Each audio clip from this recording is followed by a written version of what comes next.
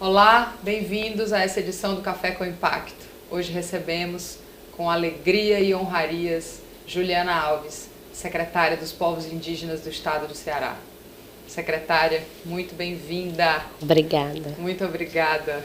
Recebemos a senhora em festa. Obrigada, muito obrigada, Gabi. Juliana, queria começar te conhecendo um pouquinho mais, trazendo para as pessoas a tua história. Me conta um pouquinho, você nasceu no Ceará, ali no povo Genipapo Canindé, aqui no Eusébio. Aquiraz. Aquiraz ali já, né? Sim. E aí? Eu sou a 13ª filha.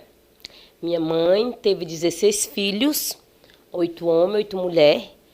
Minha mãe é a cacique pequena, a primeira mulher cacique na América Latina. É um lindo legado. Lindo legado, exatamente. Nasci no dia 5 de agosto de 85, estou com 37 anos, né, prestes a comemorar aí os 38 anos. Nasci no território da Lagoa Encantada, município de Aquiraz, distrito de Iguape.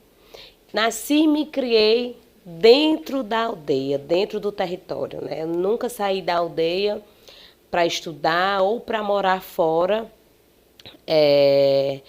Sempre convivi lá com meus pais, até eu ter os primeiros relacionamentos, casamento. Eu fui mãe na adolescência, fui mãe aos 16 anos de idade.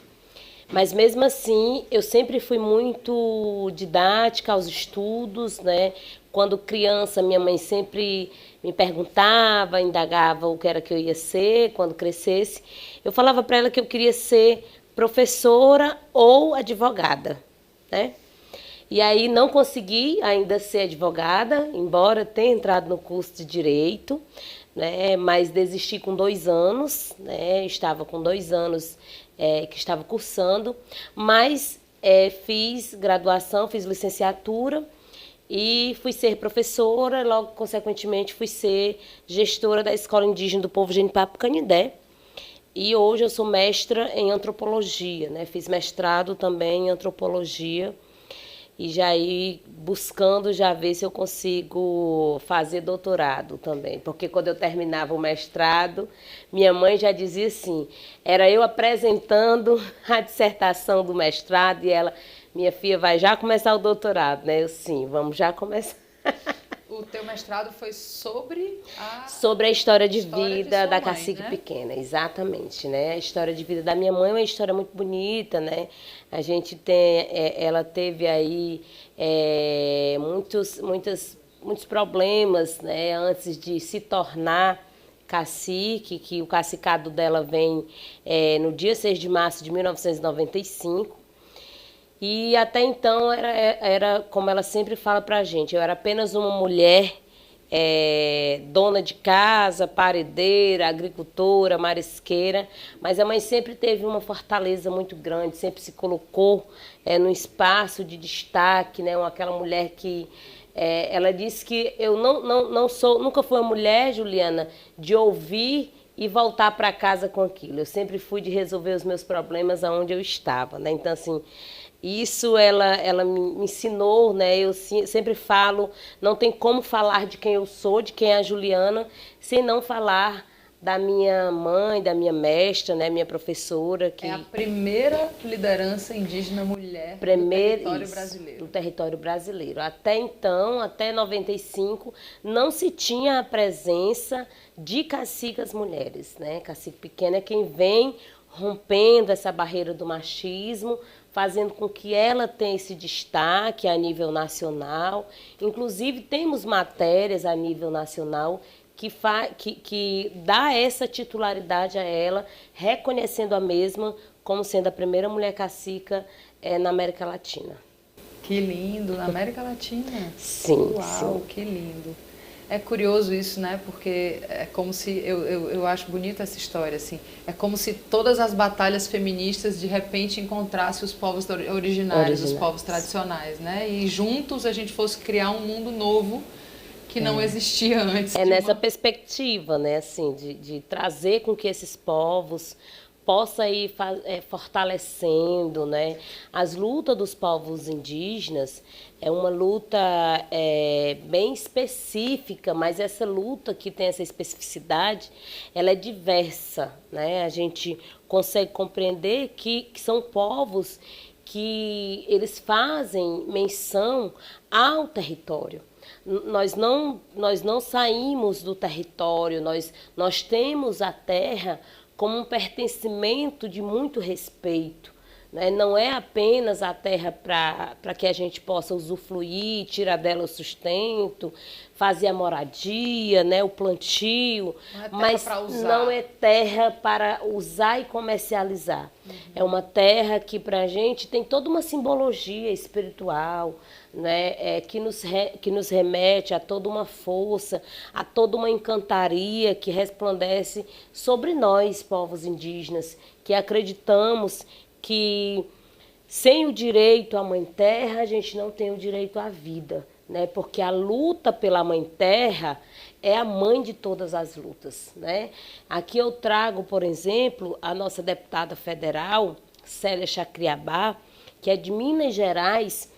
Celinha, que é uma das minhas amigas e que integra um movimento de mulheres, integramos juntas, ela diz que antes de chegar, né, a uma destruição com os seres vivos, as pessoas estão destruindo a nossa primeira mãe, que é a nossa matriarca, que é a Mãe Terra. Né? Então, assim, a gente precisa ter esse respeito, precisa olhar para o sentido da terra em um outro formato, com uma outra perspectiva, né? É tanto que já tem estudos científicos que no Brasil, a parte que tem a presença de povos indígenas é onde se tem a preservação ambiental, onde a floresta está em pé, onde os rios e os lagos ainda estão natural, porque a gente tem todo esse cuidado, a gente não utiliza a terra e não utiliza esses espaços para comercialização e nem para efeitos econômicos, né? Mas sim pela soberania mesmo de vida, né? Respeitando que nós estamos aqui por nós, estamos pelos que nos antecederam, mas estamos também pelos que virão, que são as futuras gerações desses povos. Lindo. Juliana, como foi isso? Você tinha 10 anos quando tua mãe se tornou cacica? Sim. Quando minha mãe se tornou cacica, aí a gente teve que aprender a lidar com uma mãe que mais vivia fora de casa do que dentro da casa, né? E aí eu sempre acompanhei minha mãe, né? Ela em alguns momentos de atividades, assembleias, conferência, né? Eu já conseguia participar, eu aprendi a ler aos 7 anos de idade, né? Eu já desenvolvia muito bem a leitura e a escrita.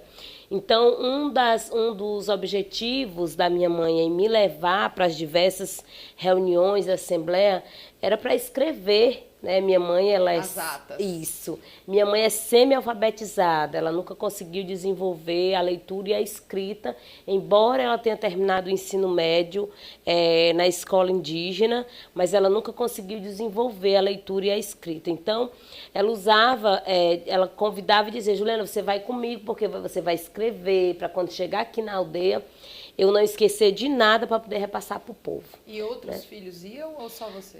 A princípio, só eu acompanhava. E logo depois, o Heraldo, né, que é meu irmãozinho, o Preazinho, começou a acompanhar também. A Bidinha, que é a nossa cacica Jurema, que é uma das minhas irmãs mais velhas, né, começou a acompanhar também.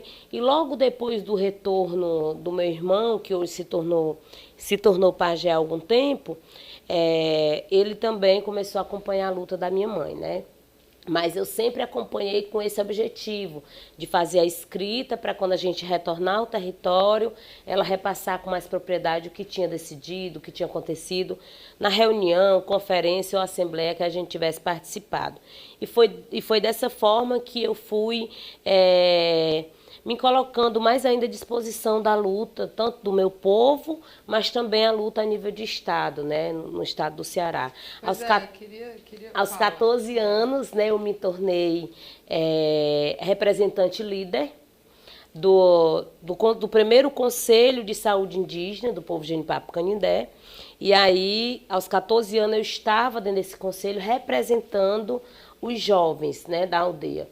Consequentemente, dessa representação, em seguida, eu me tornei representante de liderança jovem e depois, aos 17, 18 anos, eu já me tornava já a presidenta do conselho. Aí você foi candidata a deputada estadual nessa eleição agora, não é isso?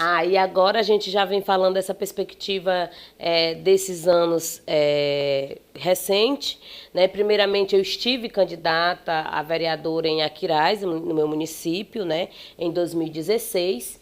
Né? Eu sou comunista, sou filiada ao PCdoB. E em 2022, né? Logo no início, eu recebia o convite do meu partido para que eu pudesse integrar enquanto candidata ou a deputada federal, a deputada estadual. Eu preferi alinhar junto à luta dos povos indígenas, junto ao movimento, consultando primeiramente a minha mãe, né, a quem eu tenho sempre muito respeito de consultar sobre decisões que eu preciso tomar. E aí ela me respondia que eu nasci para voar. Ela dizia assim, minha filha, se eu conseguir chegar onde eu cheguei, sem saber ler e sem saber escrever, imagine você que já detém, já domina desse conhecimento da universidade. Então, estou aqui para lhe apoiar e quero ter saúde, ela dizia, né? Quero ter saúde para fazer campanha juntamente com você, né? E isso aconteceu em 2022, eu vim candidata a deputada estadual, tirando aí 5.709 votos, né, votos com muita representatividade de pessoas, de cearenses que acreditaram na nossa luta e que acreditam na luta dos povos indígenas. E como foi o convite para a secretária? Aí, depois que eu estive, né, candidata, que teve toda a questão de ganharmos, né, da esquerda, de uma certa forma, ganhar. O governo Lula volta o governo Lula espaços e nomeiam pela primeira vez um ministério, Ministério dos Povos Indígenas. Sim. Na verdade, foi um acordo que o próprio presidente Lula, ele no 18º acampamento Terra Livre. O que é o acampamento Terra Livre, Juliana? É a maior Assembleia Nacional dos Povos Indígenas e que acontece anualmente em Brasília. E aí, no 18º acampamento Terra Livre, em 2022, quando Lula foi procurar os indígenas que estavam no acampamento, ele pedia que os indígenas pudessem ajudar ele nessas eleições de 2022.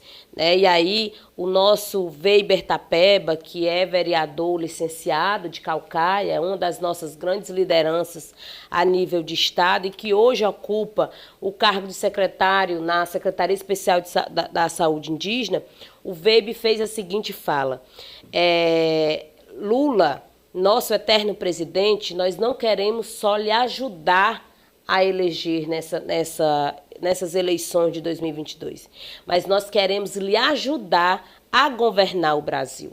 E aí, quando o Weber fez essa fala de que os indígenas gostariam de ajudar o Lula a governar o Brasil, Lula, mais uma vez, vai e se respalda e se compromete a dizer que, se eleito fosse, ele criaria o primeiro Ministério dos Povos Indígenas do Brasil. E foi isso que aconteceu. Logo em janeiro, a gente teve, com muito êxito, né, isso, e que a gente traz aí uma grande mulher também à frente, que é a nossa Soninha Guajajara, que também é deputada federal, eleita por São Paulo, né? Sônia decidiu ser candidata a deputada federal na maior capital, né, do Brasil, onde tem um eleitorado muito maior, né? E aí um imenso desafio, exatamente. Mas aí ela consegue sair com muito êxito e hoje também deputada licenciada, né, para poder estar à frente do Ministério, se torna, né, a convite do presidente Lula, se torna a primeira ministra dos povos indígenas. E aí também Respaldando essas mulheres, nós temos também Joênia Wapichana, que foi a nossa primeira mulher indígena a ser eleita como deputada federal e assumir, né, a casa, e hoje está à frente da FUNAI enquanto presidenta. Pela primeira vez, povos indígenas ocupam lugares de decisão para decidir sobre si mesmos. Exato. Né? É a primeira vez. Eu vou te pedir para a gente esperar um pouquinho o próximo bloco para falar mais sobre isso. A gente já volta com Juliana Alves, secretária de Povos Indígenas do Estado do Ceará. Até já.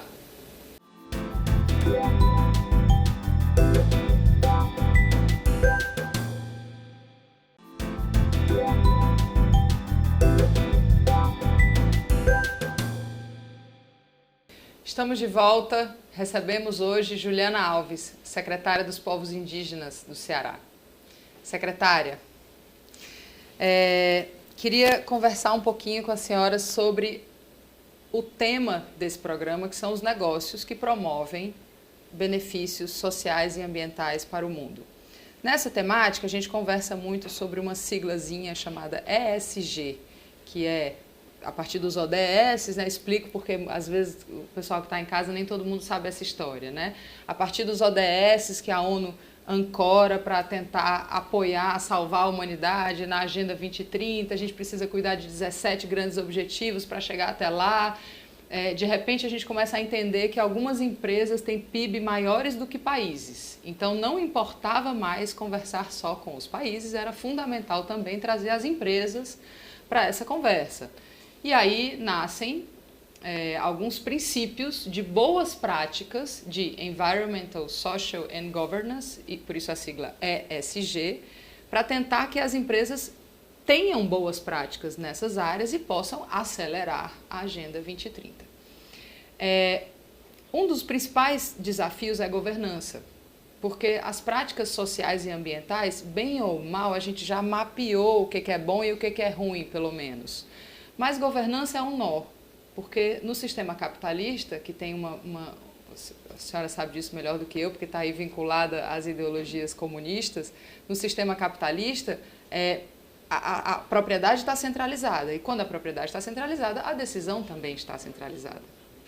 O que eu queria trazer para a gente conversar aqui é esse momento que parece uma oportunidade, uma janela de oportunidade, em que a governança das lutas dos povos indígenas, finalmente, a tomada de decisão parece ter ido para a mão deles próprios, né? De vocês próprios. Assim, de repente, no quesito governança, parece que vocês estão à frente das decisões sobre si mesmos. É uma janela de oportunidade, secretária? Sim.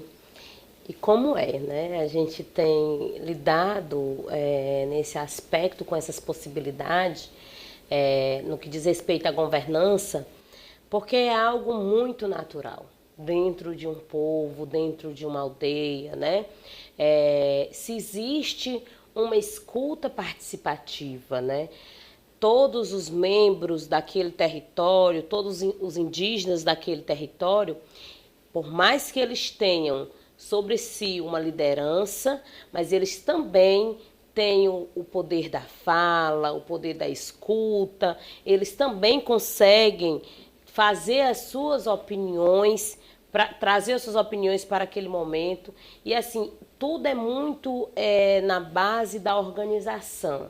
Comunitária e coletiva, né? Comunitária e coletiva, né? Os povos indígenas, eles têm as organizações de base, né? Eles se remetem às organizações sociais, né? Conselhos, associações, né? E aí eles têm essa representatividade, mas mesmo eles tendo essa governança de ter essa representação social dentro de conselhos ou associações, eles têm a comunidade. Então, uma vez por mês, toda a aldeia faz esse bate de que tenha reuniões comunitárias, e aí envolve todo o povo, toda a comunidade, além de ter os espaços de assembleia local, né? As assembleias são justamente para que se tenha avaliações de como é que se está dando os processos das lideranças, né? De como é que está sendo dado a organização do próprio povo, se remete a um regimento interno de organização, para que esses povos eles possam, de uma certa forma, minimamente buscar ter dentro do território esse respeito entre si, porque é necessário ter. Né? Por exemplo, nós dialogamos muito que não é interessante para a gente desrespeitar, por exemplo, o sono dos mais velhos com som alto, e aí a gente traz para a reunião, para dialogar. A gente, por exemplo, no meu território, que é o território indígena Genipapo Canindé, que fica às margens da Lagoa Encantada, no município de Aquiraz, nós dialogamos que para a gente não é interessante a venda da bebida alcoólica dentro do território, por entendermos que a bebida alcoólica é um uso, de uma certa forma, que muitas vezes, usando o seu controle, ele vai gerar ali uma doença, né? Então, a gente não quer os nossos indígenas amarrados sobre esse conceito da droga do álcool, de qualquer outra droga ilícita, né? Então, assim, a gente vai fazendo esses acordos dentro do próprio povo, sobre as lideranças das cacicas, dos caciques, dos pajés, e dando esse respaldo de uma forma muito organizada, né? E a senhora acha que é por isso, né, por causa dessa base comunitária de tomada de decisão, que vocês chegam no poder? Exatamente, porque a gente costuma dizer que sem base nós não temos alicerce. Né? Nós costumamos dizer, inclusive aqui eu remeto à frase de uma liderança que é muito importante para nós no movimento indígena no Ceará, que é o Dourado Tapeba. E ontem, quando eu voltava de uma agenda externa da secretaria, eu ouvia um áudio do Dourado, ele dizendo que a cada dia se faz necessário a gente ouvir a base, ouvir a comunidade, para que as tomadas de decisões elas sejam tomadas assertivas. Mesmo nós que estamos à frente desses espaços de secretaria de governo, nós nos remetemos, nós temos toda a humildade, todo o entendimento de nos remeter às nossas lideranças de base, porque são decisões que não cabem apenas a nós, enquanto representantes de secretaria, mas que vai enfatizar diretamente com a vida desses indivíduos. Secretária, é uma aula de novas economias a que a senhora está nos dando, que muitas vezes a gente dá dentro das organizações, né? Que as tomadas de decisão precisam ser mais resilientes. O que significa isso? Elas precisam ter mais resistência. Como é que você faz uma tomada de decisão resistente? Você escuta mais gente. Isso. Né? E muitas vezes, o que talvez para um grande líder dentro de uma empresa, o que para ele ou para ela se destaca enquanto prioridade ou urgência, muitas vezes não é para o seu público-alvo. Então, por isso da necessidade da escuta, por isso que se faz necessário esse diálogo, essa escuta, mas uma escuta respeitosa também.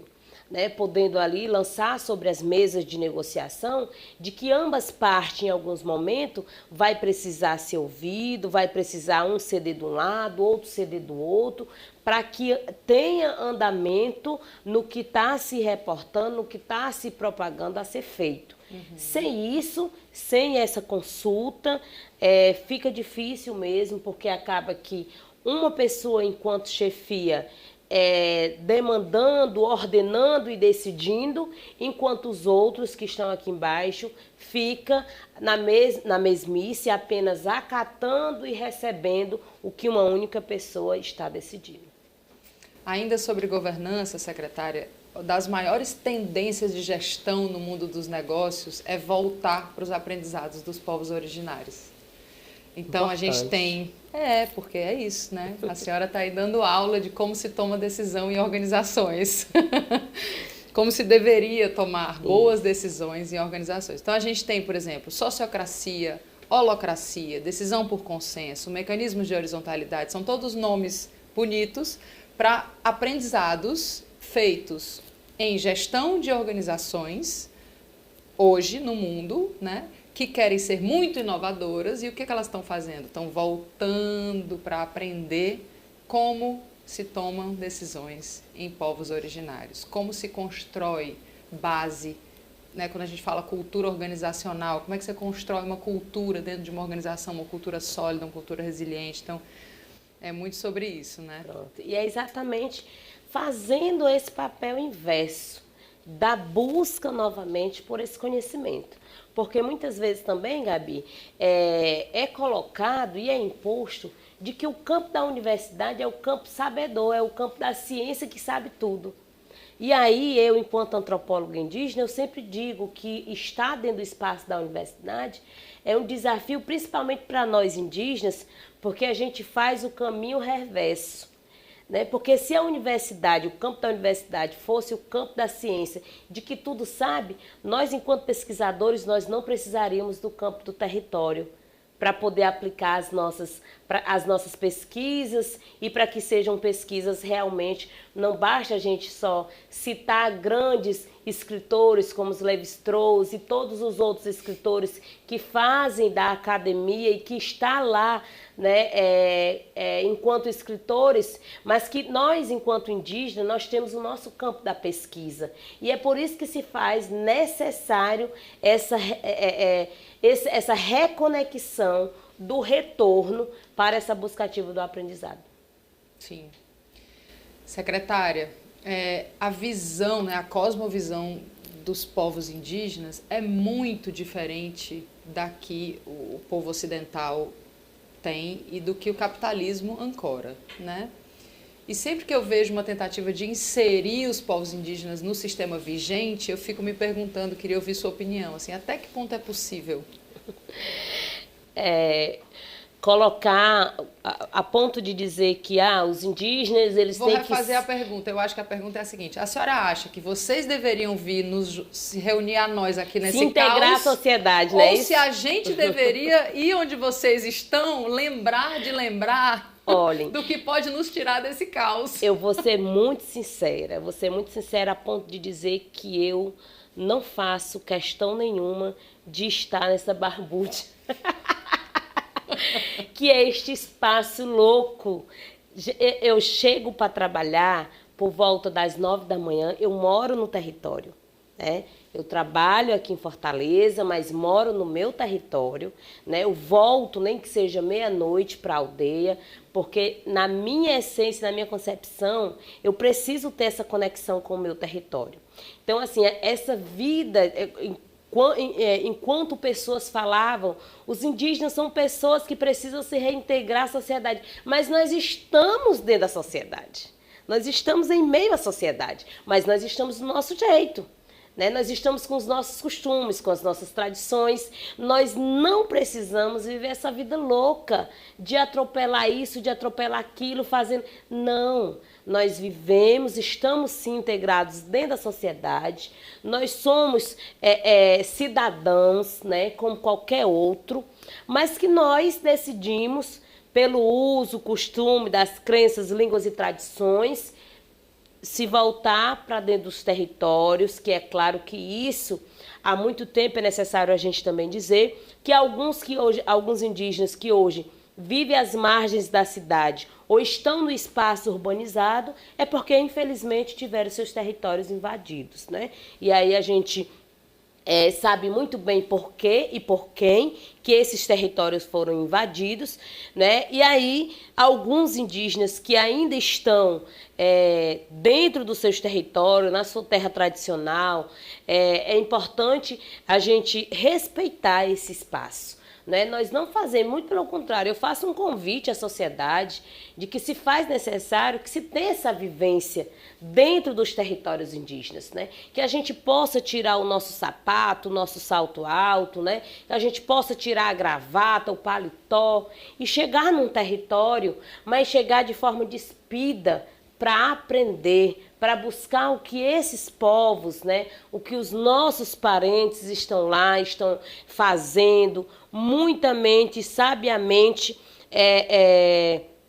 a cultura desses povos sendo aí, de uma certa forma, que é praticada, né, dentro do cotidiano, tanto faz ser da escola como da própria comunidade. Então, se faz necessário a gente ter esse olhar, né? E assim, eu, enquanto pessoa que vivencio esses dois mundos, eu sempre digo que não, eu prefiro estar no meu espaço, no meu território, porque é algo que faz com que a gente se reconecte, sabe? Mesmo nas minhas agendas, na minha vida, que tem sido hoje, que tem se tornado, né, enquanto secretária de Estado, de uma hora tá aqui, outra hora tá acolá, eu sempre busco retornar, porque para mim aquele espaço ali é um espaço sagrado e é o que faz eu ter energia para que eu possa ir desmistificando ou fazendo com que a agenda do próximo dia eu possa ter garra e força para dar continuidade. E eu recomendo, é uma experiência muito rica estar lá com vocês, tomar banho naquela lagoa, subir o Morro do Urubu. Subir o Morro do Urubu, ver o pôr do sol lá de cima. Isso. É tudo muito... Não só, né? A gente está falando aqui como se fosse uma visita turística, mas Não. eu acho que o exercício é outro. Isso. Né? Bem o que a senhora trouxe, um exercício de aprendizado e de encontro real, principalmente abandonando o nosso colonizadorzinho que dorme no peito de toda pessoa branca, né? Isso. Abandonando ele por algumas horas e deixando esse encontro acontecer de outra forma, né? E para isso eu convido vocês, nós temos as festas tradicionais. Nós temos as festas tradicionais que ocorrem anualmente.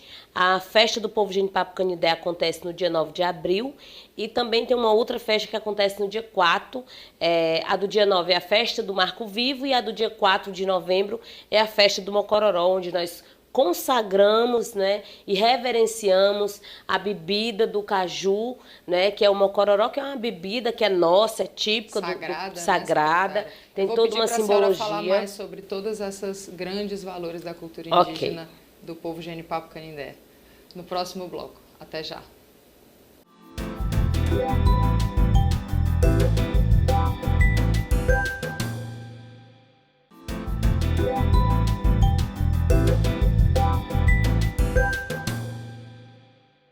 Estamos de volta para o terceiro bloco do Café com Impacto. Recebemos hoje, com honrarias, Juliana Alves, secretária dos Povos Indígenas do Ceará. Secretária, tenho uma pergunta muito difícil para fazer para a senhora. Fique à vontade, Gabi. É a pergunta que eu faço para todos os meus amigos íntimos, mas hoje eu vou fazer para a senhora. A gente fala muito de novas economias e às vezes eu fico em dúvida se a gente não é um bando de ingênuo que acha que a gente vai conseguir transicionar alguma coisa. Ou, às vezes, eu escuto alguns amigos, por exemplo, mais da economia solidária, com frentes mais radicais, que me dizem que não tem jeito sem quebra. Tem quem acredite em transição, por exemplo, a economia circular acredita em transição, o movimento B, das empresas B certificadas acreditam em transição. Tem alguns movimentos trabalhando por transição e tem alguns movimentos trabalhando por quebra e começa com outras bases, porque as bases não tem muito jeito do sistema econômico vigente. A minha pergunta é, a senhora acha que quebra ou que transiciona?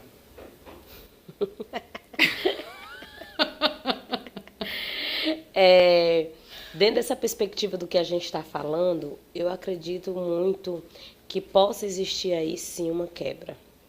Né? Mas é claro, essa transição ela precisa se dar a partir do momento que a gente também tem o aceite, né, dessas novas perspectivas. Né? E aí, para que se tenha essa quebra, é preciso, sim, primeiramente, vir essa transição. Né? Não basta a gente querer que as coisas aconteçam, se enquanto nós estamos aqui falando, em algum momento da nossa vida, se a gente não fizer essa transição, se a gente não fizer essa quebra. E fazer com que isso aconteça na praticidade. É importante, eu sempre coloco nas minhas falas, que é importante que o nosso discurso, que a nossa fala, ela seja a nossa prática. Então, dentro dessa perspectiva, existe sim essa possibilidade. Mas é claro que para que haja a quebra, é preciso primeiro fazer essa transição. Que uma não vai conseguir chegar se não tiver a outra.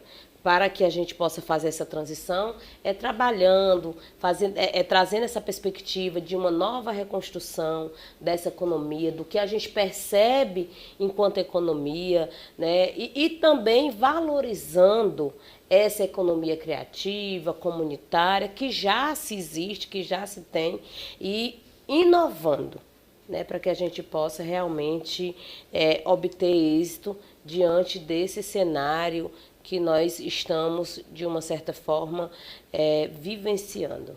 Apocalíptico, né, secretária? Apocalíptico.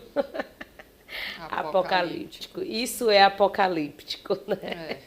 Exatamente. Temos muito pouco tempo para dar conta de uma crise ambiental. E nós estamos falando aí de dívidas, né, e de cenários que já vem se colocando já há décadas, né? Sim. Então a gente não consegue fazer isso também. Eu costumo dizer muito que nós não temos bolinha de cristal, né? E que nós não estamos fazendo um conto de fada, né? Da Maria e do João, né? Ou então da Cinderela. Muito pelo contrário, nós estamos fazendo, nós estamos lidando com vidas, né? Com pessoas. E estamos lidando também com uma coisa que é preciosa, que é o tempo. Maior recurso disponível no planeta. Exatamente. E o que menos temos. E o que menos temos, porque nós vamos nos deixando ser engolidos, de uma certa forma, nessa atmosfera que diz que eu tenho que fazer isso hoje, ou não, eu não consigo deixar isso para amanhã, ou eu só consigo resolver, esse problema está acontecendo, mas não me cabe resolver esse problema só, mas eu vou ter que resolver. Então a gente se deixa ser engolido por essa atmosfera de que tudo tem que acontecer agora. E aí isso vai consumindo também todo o nosso tempo, mas ao mesmo tempo toda a energia que a gente tem. Também para construir o futuro, né? Por isso que nós temos hoje uma sociedade, e aí uma coisa liga muito à outra, porque também lida com o tempo. Nós estamos tendo uma sociedade hoje aí adoecida, e principalmente adoecida psicologicamente, com distúrbios, né? Com depressão, com ansiedade, porque a gente não consegue mais descentralizar o que é importante e que cabe a toda a minha energia ser depositada naquilo, e o que não é tão importante, que eu vou conseguir resolver, o que eu vou conseguir demandar em um outro momento. Recuperando a sua fala do primeiro bloco, acho que a gente não consegue saber a diferença entre o que cuida da vida, né? A senhora dizia, a gente cuida da vida, cuida da terra, né? E o que não cuida da vida. Que não cuida da vida. Que pode ser feito ou nem feito depois. Exato. Secretária, queria citar, acho que uma das grandes referências no Brasil de arte indígena contemporânea, Jaider Esbel, que infelizmente não está mais entre nós. Jaider tem uma frase em que ele diz: arte indígena contemporânea é uma armadilha para pegar bons curiosos. Não é um quadro, flecha, cerâmica, é um feitiço para falar de um assunto sério, que é a urgência ecológica. Exatamente. Queria que a senhora comentasse essa frase. Sim, sim. Já ele faz essa fala dentro da perspectiva de vivência, né? Fazendo com que a gente possa obter esse conhecimento, mas olhar para o indígena não como um ícone do passado, não como algo que ficou para trás, né? E também não reverenciar os povos indígenas apenas como um mito, como algo que está fora do comum. Muito pelo contrário, né? A gente consegue lidar, e aqui eu sempre trago fala do meu pajé Luiz Caboclo, que é do povo Tremembé, onde ele sempre diz: minha filha, teve uma época que para a gente viver a gente teve que calar, e hoje para a gente continuar vivendo a gente precisa falar. E que é exatamente isso que os povos indígenas têm feito, né? Nessa dimensão somos mais de 300 povos em todo o território brasileiro, falantes de mais de 274 línguas, né? E que são povos que têm aí na sua vida, no seu cotidiano, essas ferramentas de que se faz necessário sim a gente ter uma nova perspectiva dentro desse mundo louco que a gente encara e que a gente vive. Mas sempre também tendo a perspectiva de que eu posso ser quem você é sem deixar de ser quem eu sou. Exatamente ocupando esses espaços, tanto na esfera do poder municipal, estadual ou na esfera do poder federal, que eu posso ser uma advogada, que eu posso ser uma médica, uma enfermeira, mas sem deixar os meus costumes, crenças, línguas e tradições do meu povo, né, para trás. Muito pelo contrário, sempre acompanhando o que é necessário para que a gente possa ter esse bem viver dentro dos povos. Todas as pautas das lutas indígenas estão falando da nossa sobrevivência de toda a humanidade diante de uma crise climática emergencial. E necessária. Né? E necessária. A gente precisa considerar uma urgência, né? Como nos diz Greta Thunberg. Não é possível tratar uma emergência sem considerar uma emergência.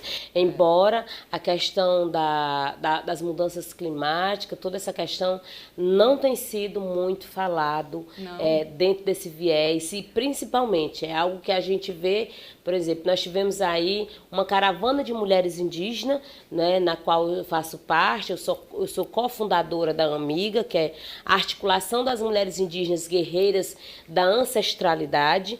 E aí nós temos, a gente faz um diálogo de que é necessário falar, mas principalmente intencionar para que seja uma pauta de responsabilidade, tanto a nível na esfera estadual e federal, com relação à questão das mudanças climáticas. E essas mulheres foram participar da COP, né, da COP27, que aconteceu agora ano passado, né, novembro do ano passado, e isso está muito fora do país. Mas nós não estamos vendo esse diálogo, né, esse conteúdo sendo traçado nas mídias sociais aqui do Brasil, e se faz urgente e emergente que a gente fale sobre as mudanças climáticas, sobre a biodiversidade, sobre todo esse ecossistema que nós, povos indígenas, tanto, de uma certa forma, cuidamos, mas que em alguns momentos também foge das nossas mãos esse cuidar. Secretária, a gente tem como interlocutor principal pessoas do mundo dos negócios, empresas e empresários, enfim, lideranças empresariais. Na sua opinião, o que essas empresas podem fazer de mais efetivo? Porque eu vejo um desafio tão grande em se aproximar das questões indígenas. Às vezes as ambientais são mais óbvias, as sociais, do ponto de vista até de povos periféricos, mulheres, gênero, classe, raça, até a questão da negritude está mais fácil de ser acessada pelos negócios. Mas me parece que as questões indígenas são as mais obscuras. Por que será? Por que será? Gostaria de lhe ouvir sobre isso. Falando das grandes empresas, dos impactos também que essas grandes empresas oferecem, e por que será que não tem esse tratado com relação à bandeira, né, digamos assim, desses povos?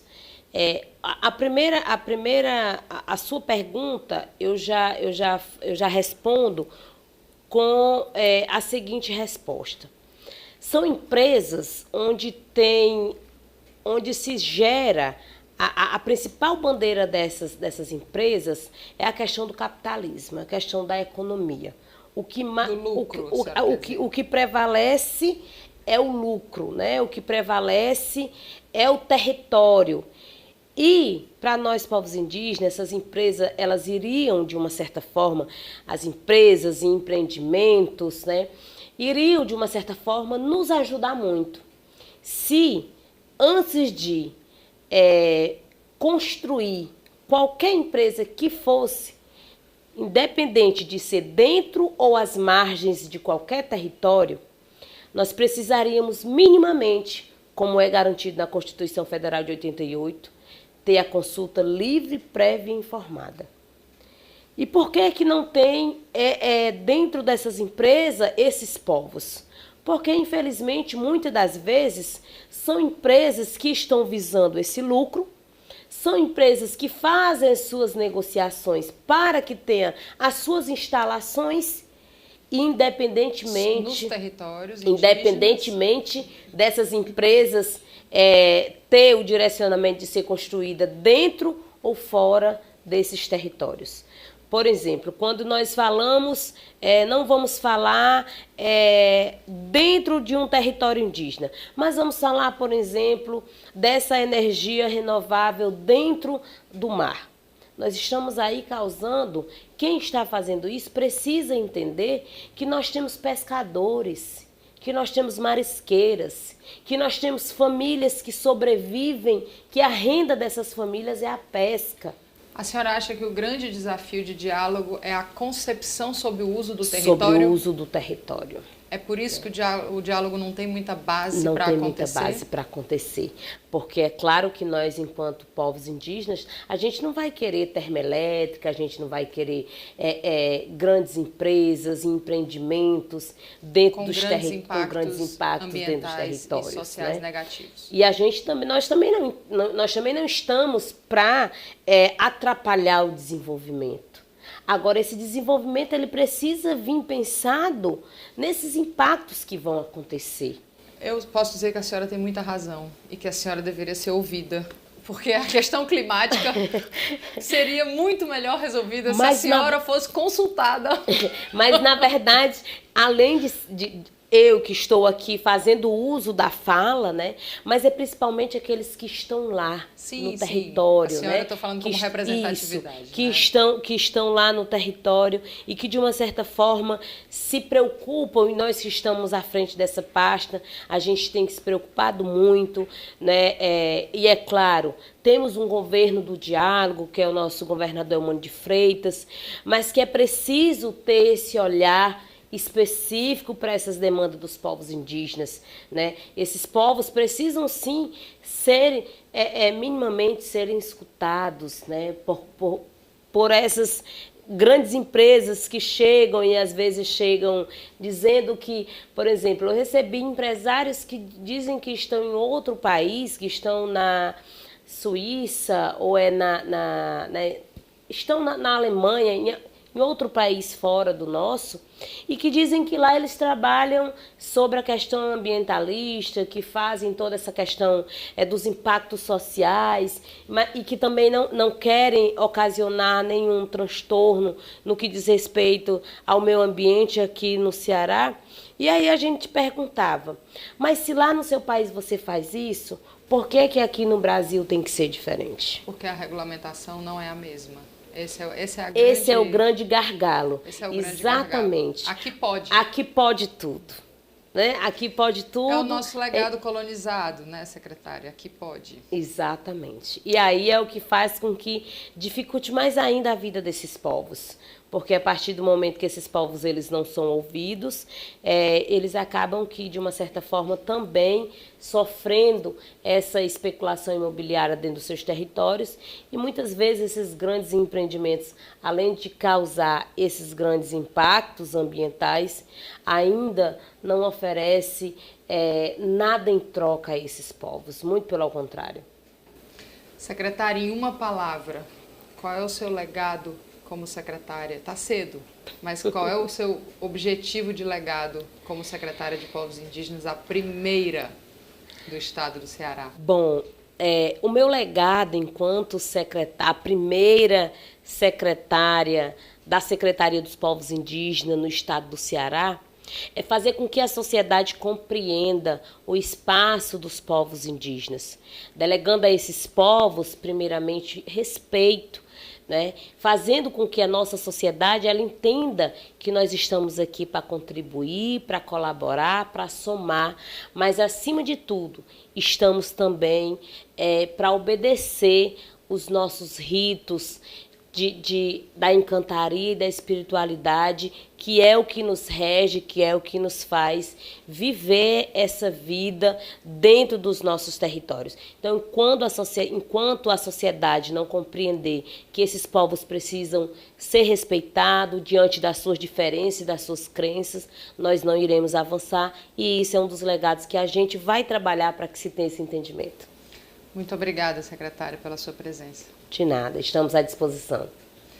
Este foi o Café com Impacto com a secretária de Povos Indígenas, Juliana Alves. Se as pautas dos povos indígenas são estas também são as pautas de uma nova economia que preze pela sobrevivência dos humanos na Terra.